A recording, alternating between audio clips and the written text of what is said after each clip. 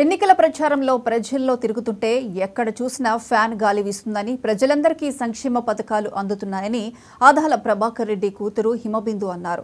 నెల్లూరు రూరల్లో వైసీపీ ఎన్నికల ప్రచారంలో ఆమె పాల్గొన్నారు. ఆదాల ప్రభాకర్ రెడ్డిని రూరల్ నియోజకవర్గం నుంచి గెలిపిస్తే పేద ప్రజలందరికీ ఇళ్ల పట్టాలు అందిస్తారని హామీ ఇచ్చారు. ఎంపీగా విజయసాయిరెడ్డిని, ఎమ్మెల్యే అభ్యర్థిగా ఆదాల ప్రభాకర్ రెడ్డికి ఓటు వేసి గెలిపించాలని హిమబిందు ప్రజలను కోరారు.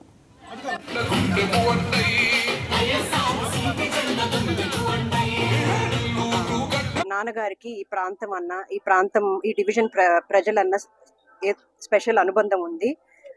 ఆయన సర్వేపల్లి శాసనసభ్యులుగా ఉన్నప్పుడు కూడా ఎంతో అభివృద్ధి చేశారు ఈ ప్రాంతాన్ని.